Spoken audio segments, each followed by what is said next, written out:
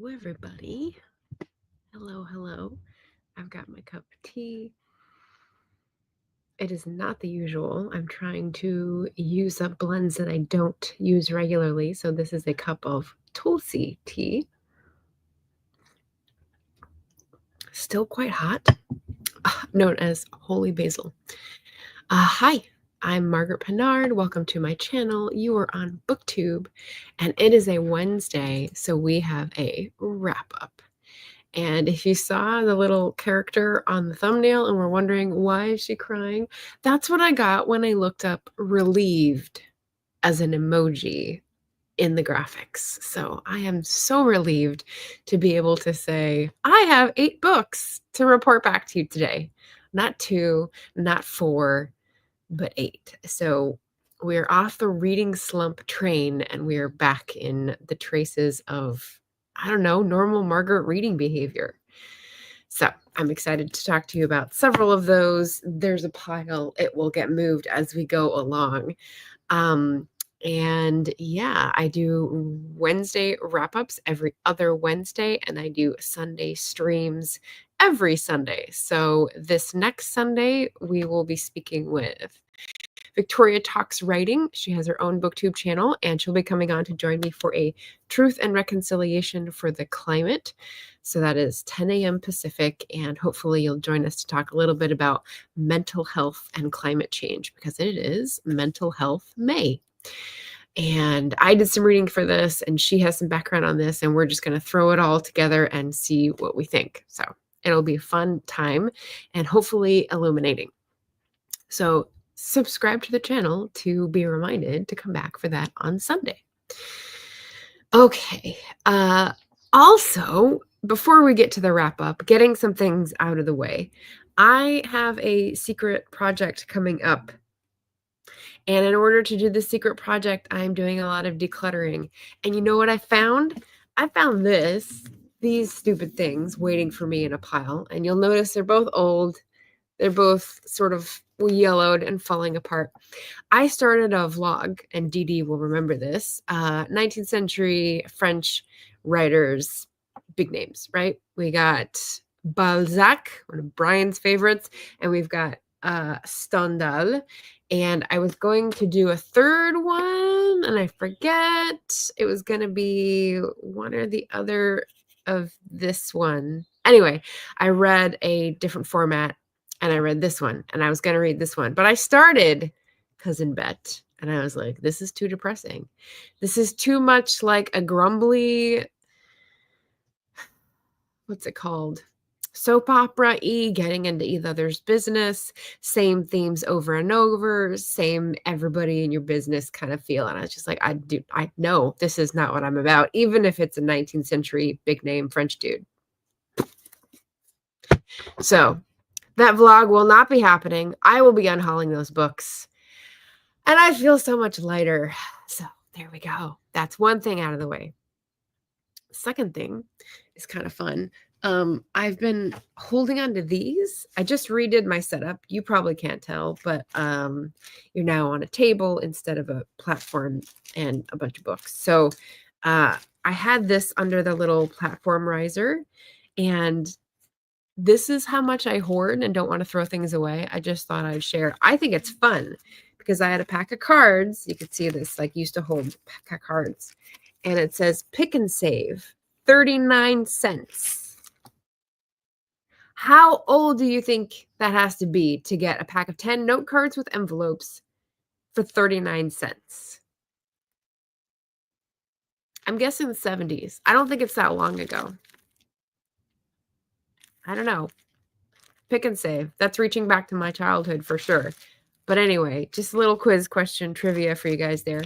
On the other end of the scale, another packaging thing, which I just took out, is this notebook that I'm starting to use. And I got it in Japan, and it was 700 yen. So, like, more modern, definitely different feel to the plastic. I have to throw these away now, but now at least I've got them immortalized. And then finally, we've got a packing slip here with a a lovely piece of art that I repurposed from my home. And the packing slip tells me that this was shipped in 2001. Right? Where did I see that?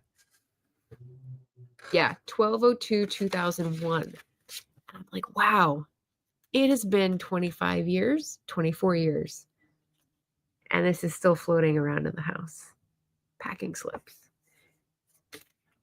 So anyway, things stick around. It just reminds me of that whole ecology consideration of like, you remember when you were a high schooler and you had those really cool like Duria boots? Well, you may not have them anymore, but they still exist in the world somewhere as garbage. So think twice before you buy something new and throw it away. Think about me. Think about all the stuff that I'm holding on to for no good reason. So anyway, that's the second thing I needed to get off my chest is the packaging and the memories and time flying by. And then the third thing is this. So in the decluttering mood, I looked at this treasury of short stories and thought, well, I mean, it's old. It's from, what is it? 50s, 1947. And I usually have a little reverence for books that are old. Edited by Bernardine Keelty. I have no idea who that is. Favorites of the past 100 years, from Turgenev to Thurber, from Balzac to Hemingway, with biographical sketches of the authors. And I thought, do I really need this? I know it's one that was in my grandparents' collection. That's why I have it. Then I looked at like, what are they? Do I have any of these authors in other formats? What do they have? And I stumbled onto this. The last one in the collection. It's called Saturday Afternoon. And it's by someone named Erskine Caldwell, who is apparently a Southern writer of some repute. Here's the biographical sketch. And let me just put a trigger warning in here for anyone who doesn't want to hear anything about lynching. I'll put the sign down so that you know we're finished. Erskine Caldwell, 1903 to we don't know because he was alive during the printing of this. Here's the biographical sketch. And this is why I was like, I don't know if I can have this in my house because of the time that it comes from and the mindset that it portrays. Erskine Caldwell, the son of an itinerant Presbyterian minister, was born in a spot in Georgia that had no name. Throughout his boyhood, the family wandered from church to church, covering the South in a year and living on an income that averaged $300 annually. Young Caldwell went to primary school in Virginia, grammar school in Tennessee, high school in Georgia, and was admitted to the University of Virginia on a scholarship. There, while attending classes by day, he worked at night in a pool room. His later jobs covered the field: professional football player, real estate salesman for Alabama lots deep underwater, bodyguard for a Chinese, stagehand in a burlesque theater. The people he writes about, however, are the Georgia folk he knew and the Maine folk among whom he lived, farmed, and brought up a family. Lynching, rape, murder, and violence abound in his stories, but he approaches these horrors with such gusto that as many of his tales come out comic as brutal.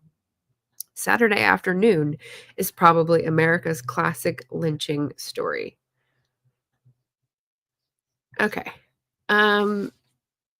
So they talk about horrors, they talk about the comic, and then they call it a classic lynching story. And I'm like, I read pieces and bits and pieces of it so that I would try to see if I could sense a different point of view, and I'm not getting it. So like, for people who are satire enthusiasts, can you outline an argument for me as to why to read, I guess, classics that have a point of view that you don't understand the lesson or the moral, and it just feels like violence? I don't know. Maybe I'm just not getting it. Any Erskine Caldwell fans out there that can enlighten me? So that's the final thing that I needed to get out of the way. Okay, so good morning again, everybody. And my tea is probably fit to drink now. Hi, Cat Paw. How does it feel to be back in your own place? Really good. That's probably part of the reason for the reading slump being gone. But yes, it feels good. Hello, Erin. Hello, hello. Yeah, it's a great feeling to declutter. Yes, and I have a question of the day actually based on that. Where do I find a supply of small boxes for free? I'm like, I think I can go to Winco. Is that where they have a bunch of boxes for people because they don't provide bags at the checkout? But I went through 10 boxes and I'm only a quarter of the way through one bookcase and I need to pack up all the books for something later. So I need boxes. I don't need them forever. I just need a bunch of small boxes. So if you have ideas, please put them in the comments down below or in the live chat, especially with things other people could be getting use or joy from, i.e. books. Yeah. Yeah, I have a whole other book. So I just went to the bookshops on Sunday after my last stream and got rid of a bag. And then I've already got another bag from going through that like quarter of my bookshelf. So yeah, they're gonna be flying out of here and I'm excited for the new clean energy. Feeling a bit queasy over here. I'm thinking that's because of the little biographical sketch that I read. Yeah, I just don't know if it's worth it. I had a couple of books that were about the American South that were about historical Black perspectives, but written by white people. And I'm like, I just don't think we need the space for that, even if it's sympathetic from that time period. You know, like I can't see past the ickiness at this point. So hi, Laura. Laura Nettles here, cleaning the kitchen. Almost done. Hello, hello. We have a Leslie popping in to say hello. Gotta go since I'm at work. I think you copy and paste that. And like when you're on break, you just like throw out a little sparkly magic. We feel it. We feel it. I appreciate it. Erin was going to say a supermarket for boxes. Yeah. Yeah. I may have to do a swoop. I may have to do several swoops throughout the summer. But yeah, that's a good idea. Okay, so new setup, getting some things out of the way at the top of the hour, and now we're gonna jump into some book reviews. I don't have a plan for these. I just have the stack, so I'm gonna go through in the order that I think I read them, or that makes sense. So I talked last wrap up about Singapore Sapphire, right? And it was a historical mystery series that I got the first 3 books for $3 from a used bookstore, which is awesome. It's by A.M. Stewart. It's a mystery series set in Singapore in the Edwardian 19 teens, right? So you can sort of tell they have a good cover artist who knows her time period costumes. And I read the second and third book pretty quickly. Revenge and Rubies and Evil and Emerald. And I will say, apropos of that point of like historical setting and making it feel real, she does touch, I think it was either on her website or in the author's note. She does touch on the fact that there's some really ugly sentiments and some bad people that she represents. And obviously she's tried to supply other people with different viewpoints to give some weight to that viewpoint rather than the ugly one, but she wanted to represent the time period and what existed then. And I sympathize with this struggle for an author because I do a little bit of that. I think I weight it way more on the good side and spend a lot more time with the good characters who I advocate for. And I guess she doesn't really do too much on the evil either, but it's useful for an author to know, like, there is this viewpoint in this time period in this place, and to be realistic for the setting, I needed to have it represented as part of the plot. But don't take that for my author's words, right? That makes sense. But like, there's some things like really, really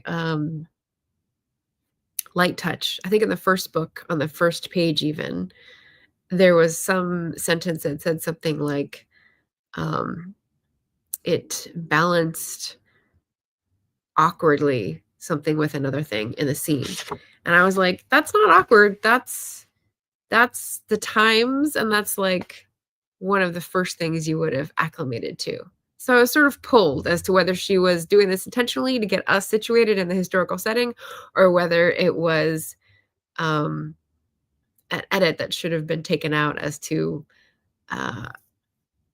like, it's not awkward at all. I don't know. So most of the stories were very entertaining. They were very action oriented. They were very compellingly drawn characters, and I enjoyed them. And I want to read the next book because I think the main characters are going to get together in the next book, and I don't have that satisfaction yet. But my historical spidey sense is tingling a little bit. I don't doubt the qualifications of the writer. She seems to be very qualified. And I definitely don't know anything about Singapore to be able to critique it, but I was just left with it feels a little so I don't know. All right, let's see. Mojo actually making it. Hello. What time zone are you in, lady? Are you in the US or are you in Poland? I don't know if we've skipped over your US time when you're back in Poland and it's late for you. We've got JC, author JC Carpenter. Good morning, afternoon. Yeah. Okay, so 2 books down, historical mysteries. If you're just looking for something to have a good different setting, Singapore in the 1910s, we got a clergyman, we've got a widow, we've got a detective, we've got Chinatown, we've got like history happening. The last one was really about a certain what do they call it, group of men in an army that is very, they follow the drums, as they call it, which is heralding back to a time when Britain had armies that had fifes and drums. And so along with the men who are soldiers, you would also have the women and children who are their families, who are the cooks, who are providing labor for the soldiers, following the drum. And it's sort of a very archaic way of saying it, even from the 1910s. But maybe that was the shreds, the very end of the coattails of the British Empire project at that point. So interesting to hear the sayings that have evolved. Okay. If you were here for the last stream, I did talk about HRCYED Homestretch. So the hardest reading challenge you'll ever do is a year-long reading challenge with hundreds of prompts. And we're in the final 5-6 weeks of it, and I'm within spitting distance of success, which is very exciting. So I'm reporting on some of my HRCYED reads, which are like the only reads I'll have for the next 5 or 6 weeks for that laser focus. And then I won't be doing it again because it's just too much work. Come on, Stephanie. But HRCYED read of this wrap up is going to be by my friend Eloise Barr. It's The Maiden of Artemis, book 1 of Legend of the Amazons, her debut book, and she is working on the sequel coming out. So as you can probably tell by the cover, the beautiful colors on this cover, this is a book about Greek myths. Artemis is one of the gods of the pantheon. This is about a mortal who is touched by the gods and has a pretty miserable life, but ends up figuring out some things finally and going on an adventure and having found family with an interesting group of people. Finding sanctuary, and then realizing who her friends are, who the gods really are, how this is going to shake out. But it does end on a little bit of a slide into the next book. So we don't get total resolution, although we do get a respite. And so I will say the book is beautifully written. It's very lyrical, I would say. There are some modern mannerisms and language, so don't be afraid that she's making it all Greek and hoity-toity. There's definitely down-to-earth characters who have the same worries as you and I. And our main character is a 20-year-old young woman who is super naive, super innocent, which I found pretty comical at some points. And not usually my kind of story. So I do like coming of age stories, but people who are a little bit more street smart. So this young girl who is a slave who has been protected by an older woman slave, I do like her spunk. I do like her determination, but she also flies off the handle and doesn't know a lot of things about the life and birds and the bees. So it was enjoyable to see the people that she came across, how she made friends with them, how she had enemies, how there's enemies to friends, but not the main characters. And a lot of the godly intervention. There wasn't much, but I do like the gods. There's the thought that I'm being led into a certain kind of God involvement, which is interesting. So I'm going to have to read the next one to see if that is what happens, because I don't know how that's going to be like balanced motivation wise. So it leaves me very curious, but it was enjoyable to read. Slow paced, lots of consideration, lots of scene and sequel, and really nice for a debut for a Greek myth retelling. Not a retelling, completely original. Unless I missed something, because I'm not a big Greek myth person, so I wouldn't know. But yeah, so Eloise Barr, well done. And thank you for this lovely package. And HRCYED, one book closer. So that was exciting. Let's see. What else do we have? Oh, we've got audiobooks. I'll do those last. So we've got the declutter books. So besides HRCYED, I started looking at my library, my bookcase, and some of these books, I just got this one actually, that I don't think I'll want to keep, although I do want to keep this one. So I want to read them and get them out of the way, which is kind of a silly reason to read a book, but silly reader. What can I say?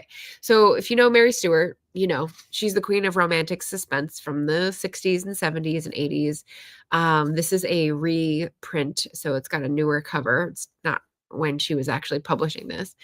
But for me, Mary Stewart books of the romantic suspense variety are typically about rich bitches with too much time, but they're a nice escape. They're usually in like Greek or Crete or something, or Scotland. So the ones that are in the Mediterranean are not really my jam, but the ones that are in Scotland or Cornwall or what have you definitely are, because I mean, it's not a thatched cottage in this book. This cover is a little misleading, but it is about immediately post-war, so like 1947. This takes place, and it's set in Yorkshire and Scotland, mostly Yorkshire. And there's class issues and sort of social status issues, but also very subtle love cues is one of her hallmarks, and a bit of a mystery. So the suspense part comes in because this woman who is a widow has been called home to her grandmother's place to do some errands for her because she is ill, and the place where she used to live most of her life, was evacuated during the war, is going to be changed over. So she says, "Can you go down and get some things for me?" And then goes down to discover those things are gone. So that's the sort of setting up for the mystery. But we've got another mystery, which is her mother died when she was young, had vanished, she was had out of wedlock. So there's like scandal in the family past. And she weaves all these threads together in a very satisfying way, let's say, to a nice conclusion. And that's why it's an escapist romantic fiction with a little bit of mystery. So if you want low stakes, if you want cozy Yorkshire countryside from the 1940s, like, I don't think it was written very long after that. So contemporary, not like, what's the word I'm looking for? I want to say chintzy, but I don't think that is really what I want to say. Yeah, sincere is what I'll say. So yeah, that was very nice to read and cozy up with a few nights ago. Then, still in that same category of declutter, because I don't think I'll keep them, we have a cozy mystery, which is supernatural and romantic. So this is like 4 genres in one. So it's only for a very particular audience. But Bailey Cates is the series. I've read a few of the series already. This is the first one, so I'm going back. So I sort of knew where it was going to end up. But it's Brownies and Broomsticks. And this is a woman who doesn't know she's a witch yet, who moves back to the South where her relatives are. They're opening a bakery. She's going to help them because she's a baker. And she just broke off an engagement. So she is ripe for, no, she's not ripe for dating because she's sworn off men for a little bit so she can figure stuff out. So they're going to open a bakery, but then someone ends up dead with their neck broken right in front of the bakery. So hence the mystery. The supernatural part is she finds out she's part of a witch family and they never told her. So that's the supernatural part. The romance, there's an immediate triangle, and I think it's kind of skeezy. So I don't like that part of it. Things to watch out for in the series. There's definitely a little fat phobia in the language. It's not that old. I think that happens a lot with the 90s books. This is from 2012 though. So, I think it might be a genre holdover. And so supernatural, mystery, romance, and that's it. I guess there's no historical element. It is present day. Oh, and there's recipes. So this is actually a HRCYED book. Peanut butter swirl brownies. I've got 3 left and they were quite tasty. So I made those a couple days ago and they were very good. But I don't feel the need to do more in that series. There's a hot firefighter. I mean, if you're yearning for a hot firefighter, there you go. And then another in the declutter, because I don't think I'll keep it. Definitely not going to be keeping this one, but I am trying to finish the William Monk series by Anne Perry. She's got a real gift for emotions and historical detail and suspense, like unraveling the steps of a mystery. So The Shifting Tide is fairly well along in the William Monk series. We're in 1863 in London, and with William Monk, our lovely detective protagonist, he started out in the police with amnesia. He figured out as much as he could about himself and struggled on in the police and finally blew a gasket and has been a private inquiry agent for a while. So this is his first case as an inquiry agent, where he has to go down to the Thames and there's a mystery to unravel, and it's a theft that comes with a murder, and he's been sort of finagled into this position. And as happens with the William Monk series, there's a law part and there's an order part, but this is much more heavy on the law part. And so I don't want to give the spoiler, but instead of a law and order division, this is more of a William and Hester. So at this point, he is married to Hester, and she is a nurse who nursed in the Crimea. She has a great character, very strong female character vibes. And so she is working in this clinic for prostitutes at the bad part of town, right? And something happens there that also involves William's mystery down at the river. So those are the 2 things that sort of switch back and forth, and it's very exciting. But I will say, spoiler adjacent, if you are not into pandemic novels and you're not feeling that, don't go for this book. But if that's okay, that's why I was kind of like, it doesn't feel. It feels very weird to be reading this sort of book after our own pandemic. So anyway, The Shifting Tide, a little bit different setting for William Monk. And I found that there were more than usual jumps in perception. So like you'd have dialogue where someone would receive a perception that I didn't follow as a reader. And maybe it's dialogue based because of the accent and dialect used. But I think it's some logical things that I'm missing. So either I'm a dull reader and I'm not getting what she's putting down, or she just like missed a couple steps and expected her readers to be able to assume. So that's definitely going back in the pile.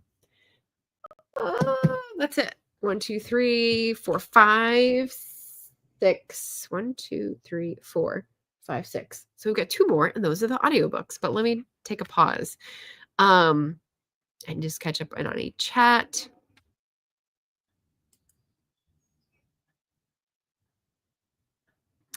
It's 1916 here. I'm guessing that's a 24-hour clock instead of you have gone back in time, Mojo. Because Poland in 1916, I don't know what that would be like. Probably not great in the middle of World War I. Probably overrun by Russians or something. Trying to self-edit book 7 of my series Rewrite. Halfway there. Good luck. Good luck. Okay. So you probably don't want to hear about more books to read, do you? Awesome. Series Rewrite. Oh gosh, is this the one that you're rewriting for a different market because it's you're trying to like change the length of the books and make them longer? That is such a slog. Oh God, courage to you. Courage to you, my dear. All right, Eva says hello, hello. Or she waved. She didn't actually say hello. I will say hello. Her answer for boxes, grocery store may have some. Depends on their delivery schedule and policy around boxes. Banana boxes are always so great with handles. Ooh, hot tip. Okay, I will try that. I will try to go to Winco to see if I can grab any. But yeah. Dun dun. I still use 24-hour time. Yes, 30K to 70, 75. Oh my gosh. More power to you. I could not do that. I feel like I'm allergic to stories once I publish them. They're like not, I can't have anything to do with them anymore. So that would be torture for me. Ooh, double your money. No, I'm not moving, but there's something that's going to change in the apartment. And to do that, I have to move all my shit. So that hence the declutter vibes. Oh, I missed another comment. Also, buy nothing groups local to where you are, always worth a post on Facebook. I'll see if they have some of those on Craigslist. I don't want to do anything on Facebook, but I'm okay with Craigslist. All right, good suggestions. Thank you all. Laura says, waffle and bacon and OJ consumed. Time for meds. Made my mother a charcuterie board for a snack while she works from home. Dishes are mostly done. Dishwasher is running. Well done. Well done. Any comment on any of the books that I have presented? Because this is a wrap up. And I'm 6 down, 2 to go. So for the 2 that are audiobooks, I've got this to share. Boop. So these are books that I read while driving back home up to Oregon. The first was about 5 hours. It's called Try Hard by Max Kerman. Raise your hand if you've heard of Max Kerman. No, me neither. Because this was a book that I got in Libro.fm as an ARC. And are there any Canadians in the house? That might give it away. That might help. That might help you remember. Are there any music fans in the house? Nope. Strike 2. Okay. So he's a member of a rock band called the Arkells. And if that helped anybody, I'm glad. I have never heard of the Arkells either. So he's a musician. And this is not why I bought the book. I bought the book because it was billed as a creativity sort of self-help / memoir. And because I was driving, I didn't take a lot of notes, but I did mark 1 or 2 places that were funny. Including the anecdote where he says something like they ran a business out of their family's house. And so when he was like a preteen, he and his sister would have to answer the phone with a very adult Kerman residence or whatever the business's name was. How may I direct your call or something like ridiculous like that. Then they would be told who it was. And then they'd yell, Dad! Just, I think hilarious and somewhat counterproductive, but anyway, so it is a funny memoir. It's personal. He does share a lot of stuff that seems like very well edited, well written, but well written, well edited. It's an audiobook, so it's got to be well narrated. And I have to say, there were several times when I had to rewind, turn the volume way up because he has a habit of swallowing the end of his sentences, and I couldn't understand the word because it's not a strong Canadian accent, but it's enough when you swallow the ends of words for me not to get it. So that was a little annoying. But as far as the context as a creative self-help, I mean, it's fine. I've read dozens of books like that, so I don't think there was much new in it, but it was enjoyable. And if you're a music fan, you probably get more out of this. He talks about songwriting. He talks about the book writing process, why he's writing a book. He talks about his approach to starting new ideas and collaborating. I did get a lot of stuff I never would have known about music industry, how he got gigs, how he was early on, like, I'm going to do this as a teenager. He went to college to find his band members. They worked really hard and got gigs and then drove, or got buses and had one person drive with all the equipment. Very bootstraps approach. And then like he admits to mistakes he made with like signing with labels and how he would do things differently, or how their group dynamic worked or malfunctioned, and what he learned along the way. So, but he's like 2 years younger than I am. So I'm like, I could not write a book like this. So, I mean, hats off, but not really a favorite. I would recommend it to people who are interested in the music industry, who are into rock music, who might get some more out of it, or who are looking for a Canadian memoir for a readathon challenge, perhaps. But yeah, pretty short, pretty good, and not really my bag. So that's my half-ass recommendation. Sorry. I like the cover a lot. All right, next one. Oh, a can. The next one is a more buzzy and more in my bag audiobook. So for my final book wrap up today, Abundance by Derek Thompson and Ezra Klein. I'm just looking at the chat. Oh, okay. Eva's recommending the Buy Nothing website. I don't think I've visited that. Laura has not, but she was recently in Canada, so has a ear to the ground. JC, a music fan. Okay. 60s, 70s, 80s, I think music she's talking about. Never heard of it. Yeah. The Arkells. And I had to look it up before because obviously it's an audiobook. I never saw it. Arkells. Anyway, maybe you'll like their music. Here's your non-recommendation, but lead. Okay, so back to the final book. Excuse me.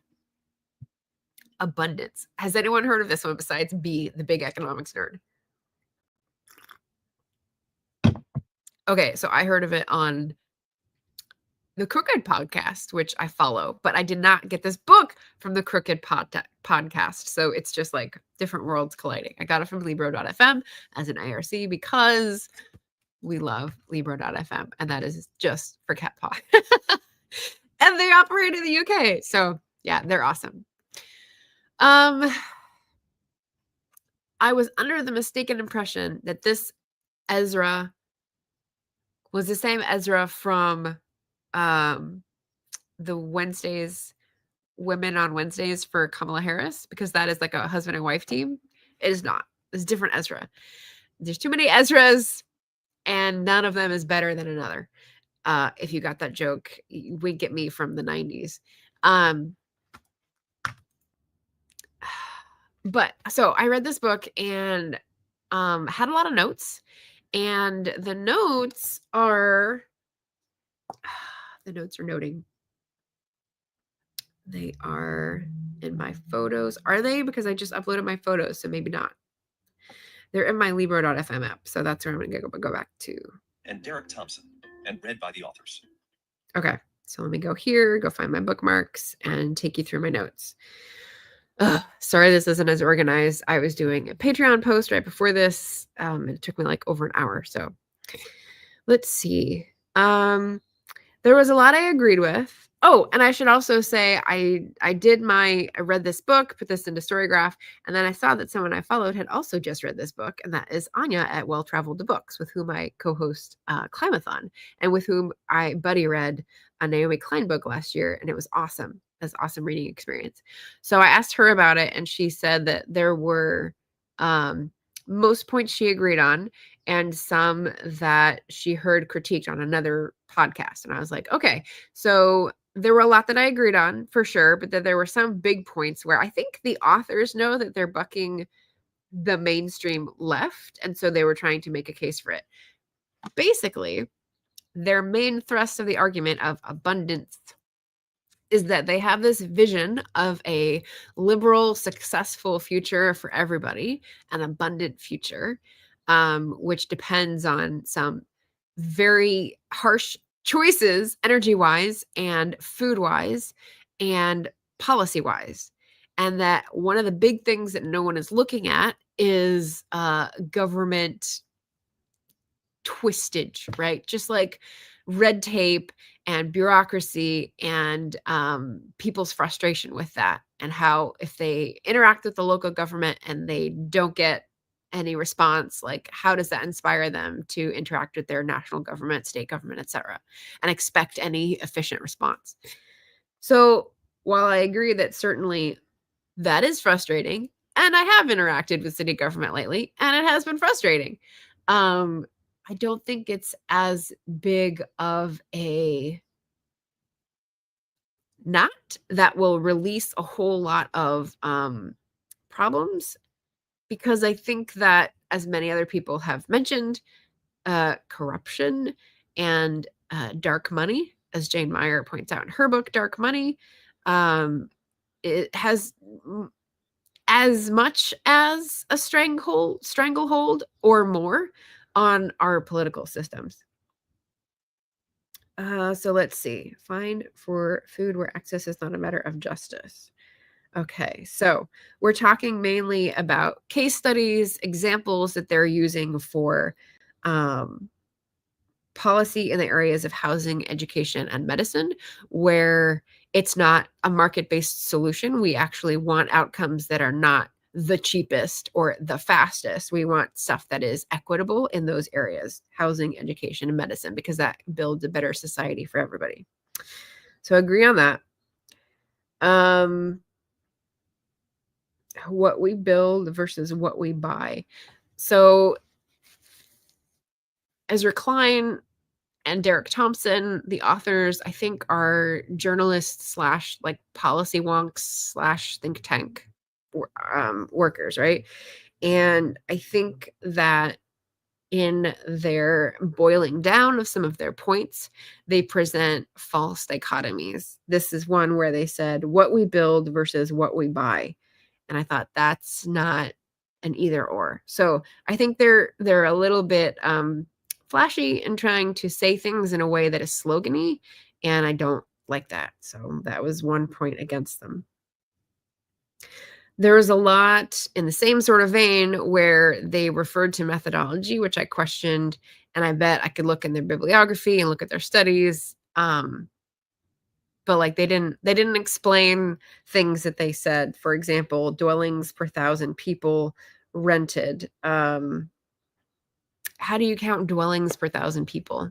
Dwelling is not a term that most of us use or understand legally. So it was just sort of a weird, like, you're not going to explain that I also was another point against.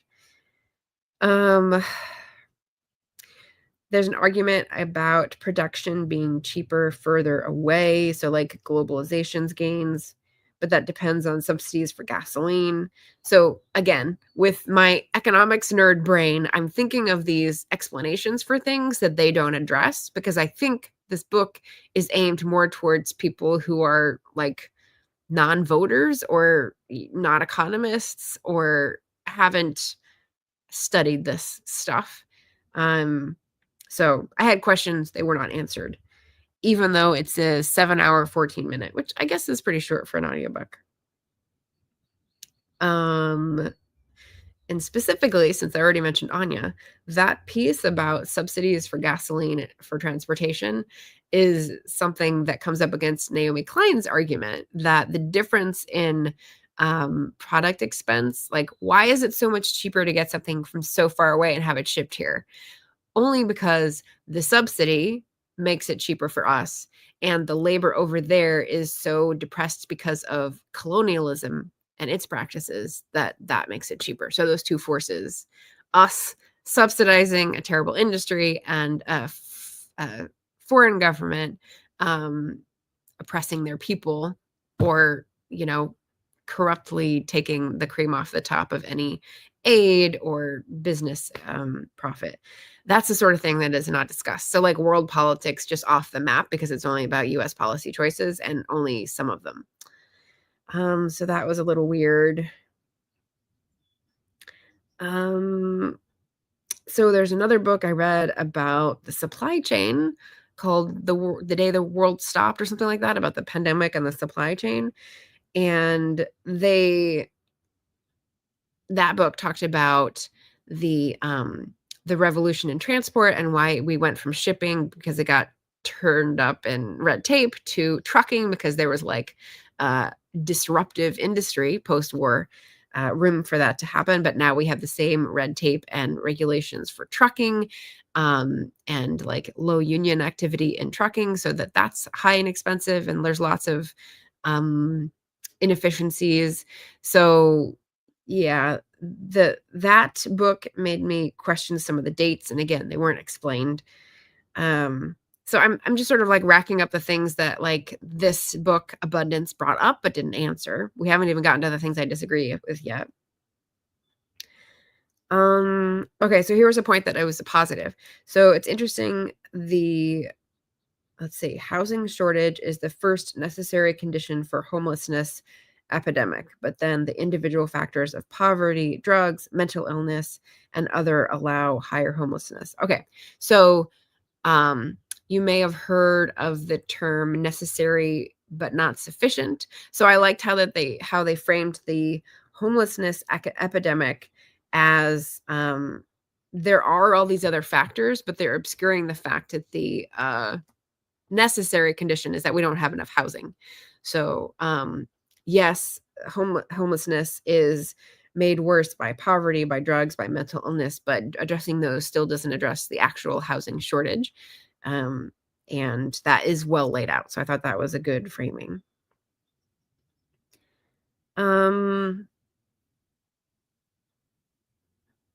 Okay, and keep in mind, these notes are what I was dictating while I was driving, trying to think through these things. So I'll just read this because it might be funny, actually. The elimination of boarding room houses, shared housing, etc., is a good example and is related to what Mom described as housing inspections heading toward inflation and terrible policy choices. I wonder if we could see a time where diverse housing types were welcomed, and instead of people putting up more housing inspection type policies, we had single-family homeowners questioning their assumptions about light and housing prices going down with different housing types in their neighborhood. Okay, so if that doesn't make any sense to you, I will translate. So you may have heard of housing covenants and housing compacts, which were a way in the post-war era for people to discriminate mainly along racial lines to keep some neighborhoods white and some neighborhoods black, etc. So one of the ways they did that was by saying, oh, if you are going to have a lower income and try to be in shared housing, like in a boarding house, then we don't want those types of establishments in our single family home neighborhood. So they're using something different, like cost of housing, to discriminate against housing types. They put that into local law, and then you have zoning that discriminates, and de facto, I think it's de facto, not the other one, de jure, de facto, racial discrimination, because in that time period, most African American folks, Black folks, are going to have a lower salary or ability to buy because of other de jure discriminations in employment. So I would like to see, and here's my vision, is lots of different housing types. Like, I wouldn't mind having a boarding house in my neighborhood. I think that sounds like the good old days, right? You have people who are able to access more flexible housing and like not be chased out of the neighborhood by people who are afraid their housing prices will go down, right? So that's the code, that's the old code for we don't want different people moving into our neighborhood. So yeah, if you think that is true, show me some statistics. But yeah, the inspection type thing I'm referencing is in my hometown, there was a movement or discussion about a rule to require certain appliances be a certain level of efficiency and send inspectors to make sure of compliance in all the houses. And it was one of those things where you're like, yeah, sure, we want more efficient appliances, but do we want to empower individuals to go out and individually check all the housing stock in the county to enforce this? And what does that do to people who can't upgrade their appliances at the moment? And it just seems like you're using the wrong tool for this goal. Goal's good, tool's wrong. So it really points to the problem that they do discuss of like red tape and local government inefficiency really strangling the goals that we want to meet for a clean energy future, for a more diverse future, for a more equitable future. Okay, pronunciation question. I also found some of the words in this hard to understand because they're authors, they are not narrators, but they're narrating their own book. I think Derek Thompson was more easy to understand because he broadcast his voice, and Ezra Klein had a bit of a mumble problem on some of the ends of words again. So I don't know why they didn't get narrators to read it. Let's see. Affluence and consumer goods perhaps ruining America. Comments versus private property issue. Okay, I don't understand this comment. I think I mean commons versus comments. Dictation. All right, affluence and consumer goods is ruining America, but I don't have time to get into that. Oh, there's something called Californication. I didn't realize this term was earlier than the Red Hot Chili Peppers song. So that was something I learned.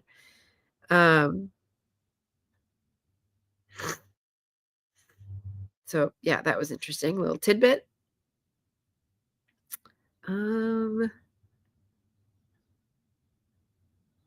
Okay, here's another point against. So they talk about materialism and anti-materialism, and I'm not sure about those terms. Maybe Gareth can help me, but like I have a little bit of familiarity with them, but not enough to know what they're referring to here. And they mentioned that humanity made its bad decisions hundreds of years ago, and we don't want to be paying for those choices now. But what I learned when I look into things on the climate crisis is that it's the more recent decisions. It's the people who have made policy decisions more recently, so that the last 20, 30, 40 years is a lot more of the accumulation of greenhouse gases in the atmosphere than the previous hundreds. So yes, the Industrial Revolution started a long time ago. We started affecting the climate a long time ago, but like it would have been a lot easier to correct it back then. But 40 years ago, when we knew what we were doing, is when it started accelerating. And that's when you get like the exponential growth in greenhouse gases and like the really shit hitting the fan kind of era. And so reading something like that makes me think that they're either intentionally trying to separate like the cause from the effect, or they don't know, and either one is bad. So that wasn't a great find.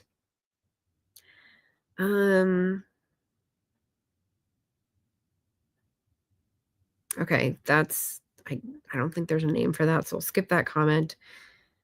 Study finds complex societies reward of complex societies. Oh, that was kind of silly. Yeah, no points for that, for pointing out that the more complex societies get, they're rewarded with more complexity. They're trying to point out that complexity in government is bad, but like complexity in society is a reward. So I didn't really see the point of that. Incentivizes and compensates people who negotiate complexity better. Okay. But here's where it was an interesting framing. So complex societies like ours, the larger point is that it incentivizes and compensates people who negotiate complexity better. So if you're wondering why there's so many lawyers in America, or why there seems to be not enough architects and they're all hugely expensive, or engineers and they're all hugely expensive. The way we've built up at least American society in the past 30 years rewards lawyers who can negotiate all the legal things. I used to have a frustration that I would have to go to law school to be able to debate some of the people in the economic sphere, because I felt so out of my league, because a lot of the laws and policy things are grounded in legal statutes and whatnot, and I don't even know how to read them. Like, I'll be confronted with terms and conditions and I'll be like, I cannot read this. This is slamming my head against a wall, like make my eyes blurry in 2 pages kind of thing. This is not what we should be spending our true and precious life energy on, right? But society rewards people who can understand those complexities, so like lawyers, rather than people we need, like architects for a housing shortage, or engineers for wetland solutions, etc. Let's see. Read that again. EDD unemployment insurance program. Oh, yeah. Contracts. So complexity of society, the point that we were just making, it's like past the healthy point, like we're at we're past the Republic, we're into the Imperial Rome section. We're definitely a failing empire at this point. And if it takes a program 10 years to work on a contract for a modernization upgrade to the RT system, which is what happened with the unemployment program in California, they were almost ready to put out the contract. And that's when the pandemic hit, and they had to just like modernize everything right away to be able to send out unemployment checks. That's the sort of thing that should send red flags to people. So that is a true point. That's a positive, and that like government inefficiencies and red tape are holding us back from making choices to get to the goals where we want to get. Okay, so we've had some negatives, we've had some positives here. Funny note about the gene biome. Satirical essay. So that's a good one. Is he saying embodying? Again, a note that I couldn't understand the pronunciation. Bought out vaccines. What does that even mean? Okay. So then there was just some more sniping on my part about like, I can't understand what they're saying. So mixed bag abundance. I don't know that it's going to win over folks who aren't already voting for the left. I don't know if that's what its purpose was.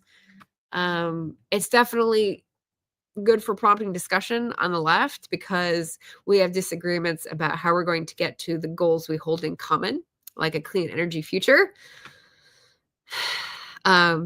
Nuclear cannot be part of that. Like, they don't address the supply side. Okay, so their beginning argument is that the liberals have abandoned supply side, because that seems to be the Republicans' territory. And so they just haven't touched it for 20 years, 30 years, whatever. And they've concentrated on the demand side and programs and welfare and all that kind of stuff. That's what they're known for. But they really need to get better at how do we provide better? How do we have better services? How do we have better products? Like, the market is not taking care of it for these commons solutions like energy and housing and medicine. So how do we actually goose the market into doing what we want it to? And I think that's a good goal, but I don't think some of this energy solutions in particular are it.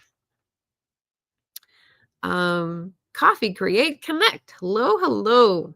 Haven't seen you in a while. I'm going on and on about this one audiobook.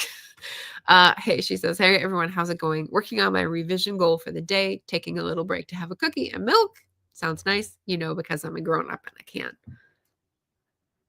Toast to that. I was just watching an interview with Erin, can't even remember her last name already, the author who had some drama going on around her comment about deleting a dog in her book. Interesting. I do not know about that. People have a lot to say about it. Did not know about income-based zoning. Not surprising. Yeah. People are sneaky in terms of like the complexity of society. I think for a long time, we've known how to do something subtly and sneakily so that, like, if it's not okay to hold the prejudices that we do, we'll get our goal another way. And that's not cool. Yeah, redlinings, Mojo says. Hopping off to get work done. We'll watch the replay. Thank you. Have a great day. Aaron Lee, the dog controversy. All right, Laura knows. Hi, better Laura. Hello, hello. Aaron says, yeah, people who value wealth get rich partly because they understand how to play the system. Exactly. That part. That's a valid point. Like, yeah.